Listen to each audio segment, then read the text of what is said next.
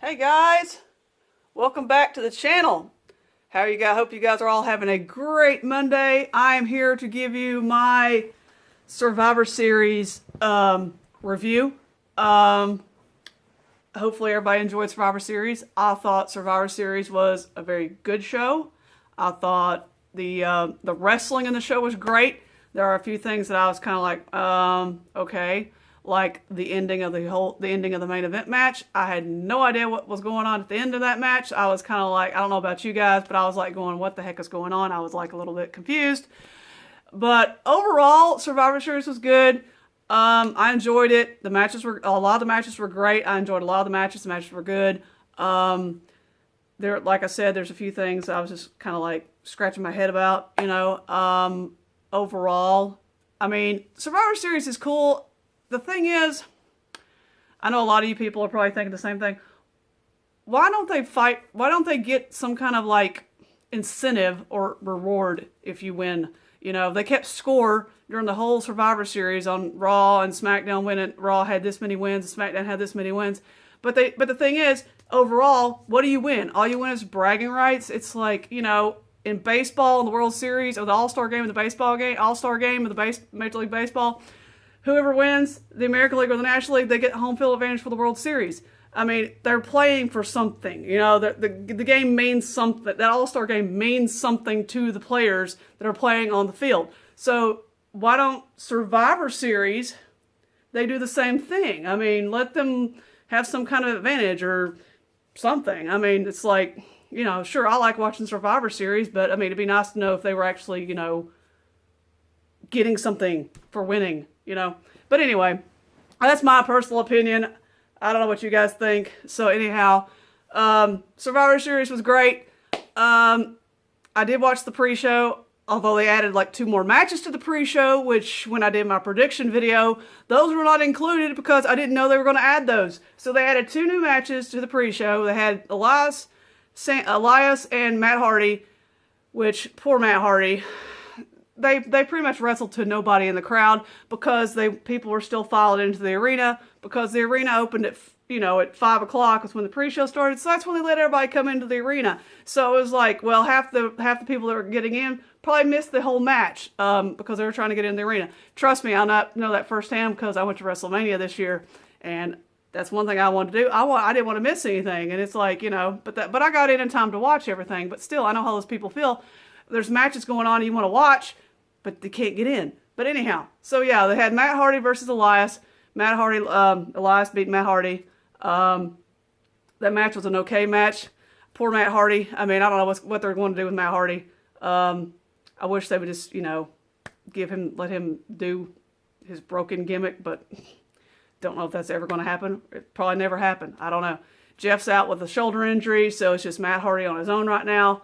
So hopefully, something will happen. Something's got to happen with Matt. Otherwise, I don't know what,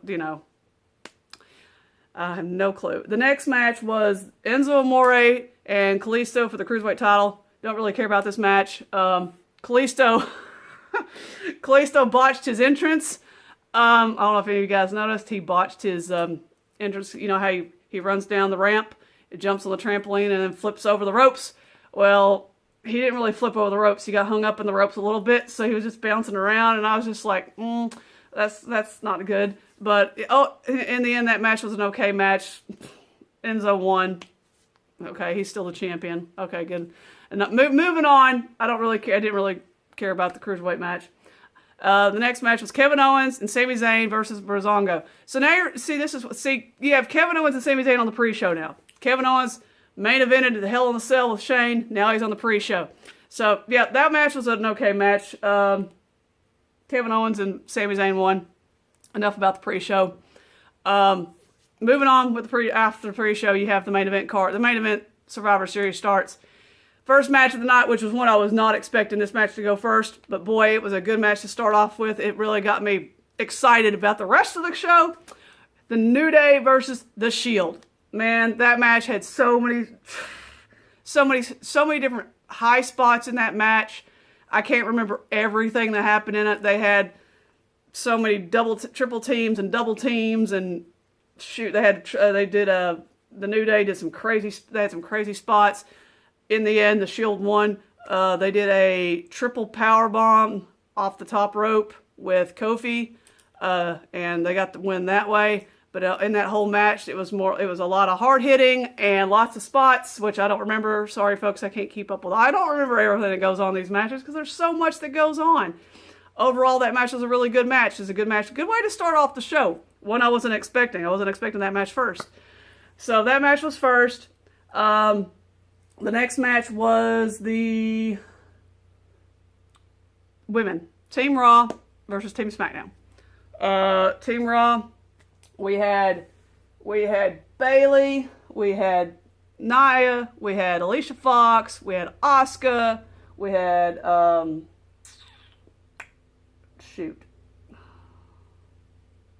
Sasha Banks. There we go. And of course on SmackDown we have Tamina, Carmella, Naomi, Natty, and Becky. And then we had anyway, enough of that. Y'all know who was in this match. It's all good. Overall, Team Raw won. The way the eliminations went, I actually wrote all this down because so many eliminations, can't keep up with everything. First person that got eliminated was Becky Lynch. Bayley eliminated her. First thing off the match, I was not expecting Becky to go first. Becky was the team captain on SmackDown, so I figured she would stay in the match a little longer. Becky was eliminated with within 2 or 3 minutes of the match, which was crazy because I was like, what? Bayley eliminated her on a roll-up, just rolled her up. Bayley tagged herself in. Alicia Fox started the match. Bayley tagged herself in, blind tag, and then she pretty much rolled up Becky and eliminated Becky. And then soon after that, it was Bayley. She got eliminated by Tamina. Tamina did her Superfly splash on the top rope and eliminated Bayley. And then we had Nia Jax versus Tamina in the ring for a little bit. They squared off for a little bit, and then Nia Jax ended up getting counted out and getting eliminated by countout. So that's how she got eliminated. The next one was Alicia Fox. Alicia Fox and Naomi, I don't know what happened with that. They had a botch, but I don't know what was happening to that. Don't know. Even the announcers had no clue what was going on. But Naomi got eliminated with a roll-up. And then as soon as she got eliminated, Sasha Banks came in, put on the bank statement to Naomi, and then she got eliminated. So then after that, you got Carmella and Natty and Tamina left versus Sasha and Asuka. So after that, Carmella gets in the ring. She picks a fight with Asuka, which is not a good thing to do. Don't pick a fight with Asuka. Don't slap Asuka. Don't make her mad. They made her mad. Asuka pretty much eliminated Carmella with a spin kick. And then after that, Sasha gets in the ring. Then Asuka tags in Sasha. Sasha gets in the ring, goes against Natty. They have a pretty good little sparring against each other. Some hard hits from both girls, from both ladies, women. And then Natty put the sharpshooter on Sasha, got her eliminated. So it came down to Tamina and Natty versus Asuka. And that's all I'm going to say is Asuka's going to kill you. Let me tell you, she took care of business. Which is good because she needed to look strong in that match, and she looked strong in that match. Asuka took out Tamina with a flying cross arm bar, made her tap out, and then she eventually put Natalya into her Asuka lock, and once she gets that synced in, you might as well just say tap out, and that's exactly what Natty did. Natty tapped out to the Asuka lock. Team Raw wins that. Team Raw's up 2-0 on SmackDown now. So the next match we have is Baron Corbin versus The Miz. A match I didn't really want to watch, but overall it was not that bad of a match. It was actually a pretty decent match for the two of these guys. In the end, Baron Corbin won, which was not what I predicted. In my predictions video, I said The Miz was going to win. So Baron Corbin won that match with beat The Miz. So that put SmackDown on the board. So SmackDown's up 2-1. The next match was the tag match between SmackDown's champions, the Usos, versus The Bar. And that match was nuts. Hard-hitting match between both tag teams. The Usos are just amazing. They're the best tag team, and they proved it last night against The Bar when they beat The Bar. So many great spots in this match. I can't remember everything they did. So they did the Usos did the super kick party to Sheamus. Had him in the, they did a like a DIY thing where they super kicked him at the same time. Sheamus had his hair, I don't know what was going on with his mohawk. He had like silver tips on top of his mohawk. He looked really, really stupid. I just had to laugh at his mohawk because I was like, what the heck has he got on? What has he done to his hair? Cesaro and Sheamus and both these teams put on a great match. I enjoyed this match thoroughly. It was good. I mean, it was a great hard hitting match, very long match. It went, good grief, it had to go, I think it went like 15 minutes or so. I don't know how long it lasted, but it's a very long match, very lengthy match. Good spots between both teams. Jay made this freaking blind tag. He dove over the ropes to knock out Cesaro, and while he was doing that, he tagged his brother Jay, and then Jay, set up for the win. And took the pin, 1, 2, 3. The Usos won that match, and that was nuts. Hard hitting, great match between both teams of those. So that put SmackDown and Raw tied at 2-2. The next match was Alexa Bliss versus Charlotte Flair. Another good match between both girls. Charlotte tried to do her moonsault off top rope. She missed. Some good spots in this match as well. But yeah, Charlotte in the end, Charlotte ends up winning with the figure 8, so that puts up SmackDown at 3-2. And the last two matches were the next match was probably the match of the night. Probably the match I actually was totally the match I was really looking forward to looking to actually watch. AJ Styles versus Brock Lesnar. This match was probably, oh my gosh, I've watched several Brock Lesnar matches. I've seen one in person. That was at WrestleMania with Lesnar and Goldberg. And this match was so much better than that match. This match went 15 minutes. I didn't think it would go 15 minutes. I thought it'd go longer. I thought it'd be shorter than 15 minutes because I didn't think Brock could go that long. AJ Styles, man, Brock just went, as soon as that match started, Brock just started pounding and not, I mean, he was hitting Lesnar hitting Styles with everything he had. And I thought, this match is going to be over before too long because Styles had no offense. He couldn't get any offense going. And then in the second half of the match, man, it picked up big time. AJ hit Lesnar with everything he got. I think Lesnar did 3 German suplexes on AJ, and good grief. I mean, he took it to Lesnar. He pretty much gave Lesnar everything he had. Everything but the kitchen sink, almost. He didn't do a Styles Clash. He attempted to do a Styles Clash on Lesnar. It didn't work.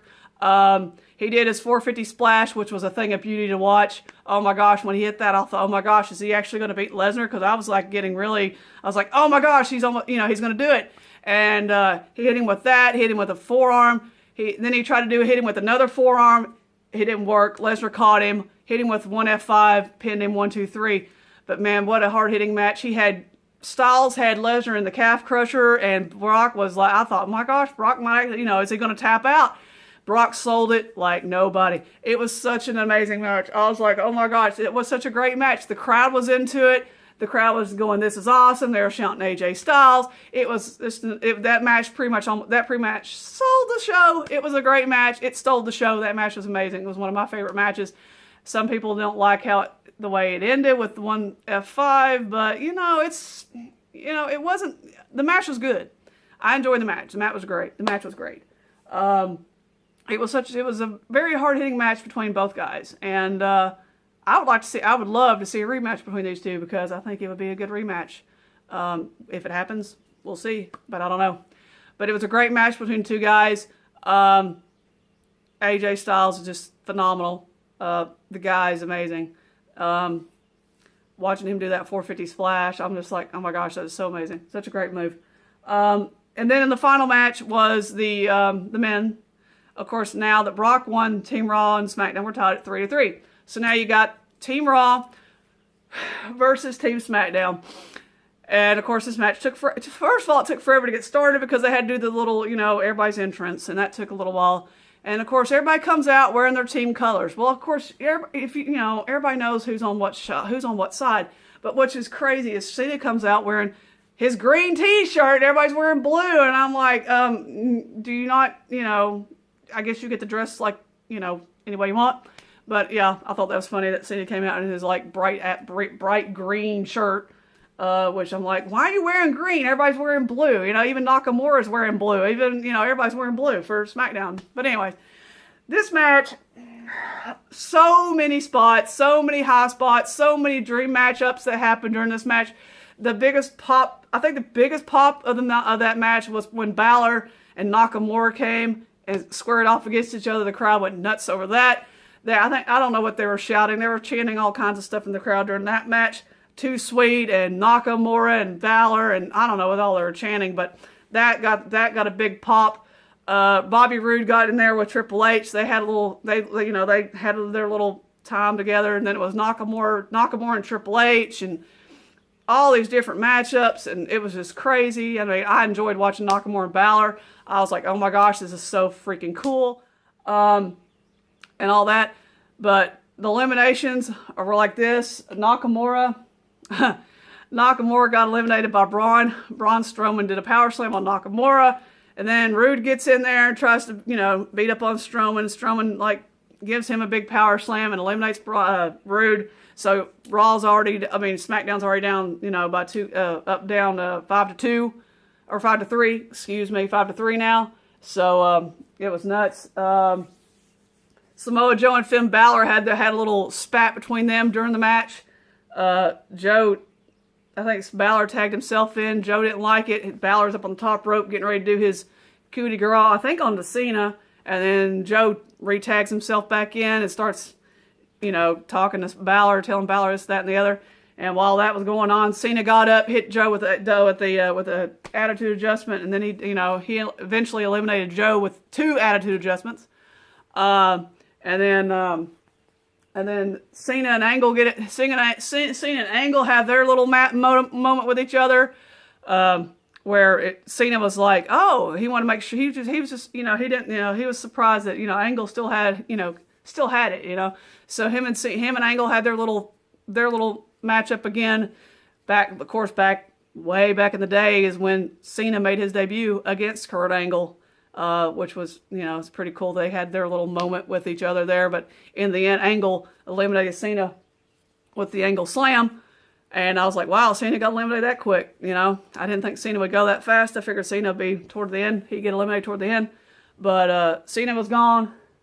Then Balor gets in there and, messes around. He messes up. He gets, Balor is in there with Orton. Orton comes out of nowhere with an RKO after Balor had helped Angle eliminate Cena.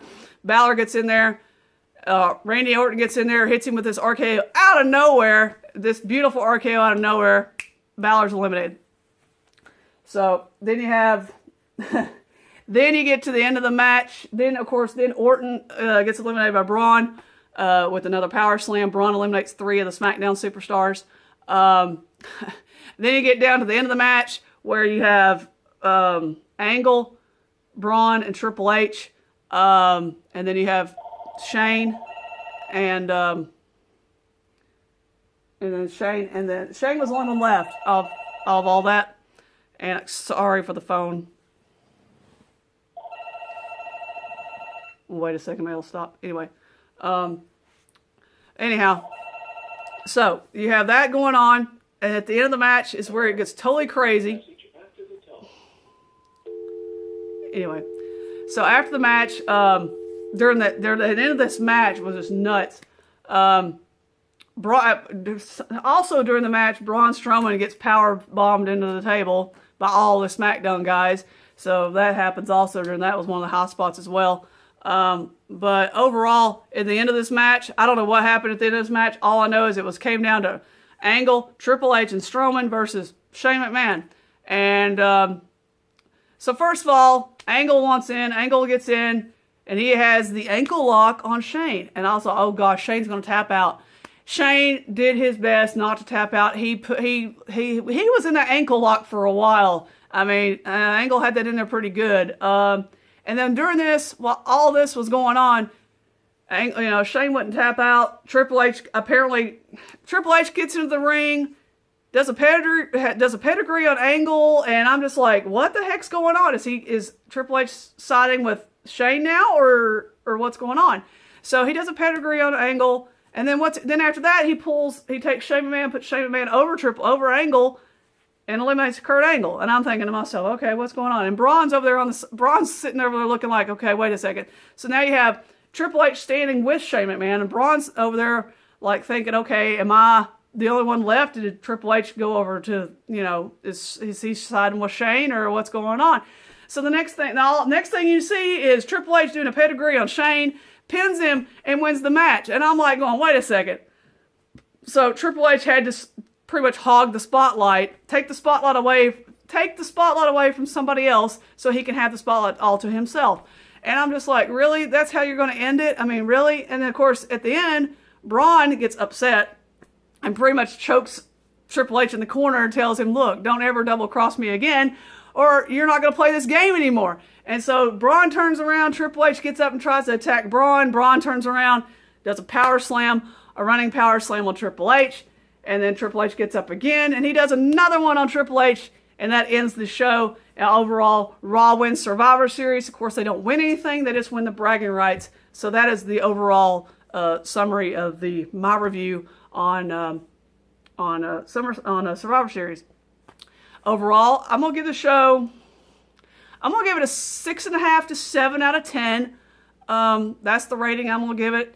There are a few things I didn't really like. I didn't like 5 people on a commentary team because it got really weird and confusing, and I was like, why do we have 5 people on a commentary team? Why can't we, it was like really, I just didn't like the 5 people commentary team. I don't know why they put 5 people on a commentary, but I mean, overall, that's how they did it. I guess I can't complain too much about that, but I just didn't like the 5-person commentary team. It was just really confusing, and half the time I didn't understand, half the time it was just not great commentary. But overall, I'm going to give it a 6.5 to 7 out of 10. I mean, it was a good show. It wasn't what I call, it was better than some of the other shows that WWE has put on, but I enjoyed it. The wrestling was good. They had some good matches. I enjoyed the matches. Brock Lesnar and AJ Styles stole the show in my book.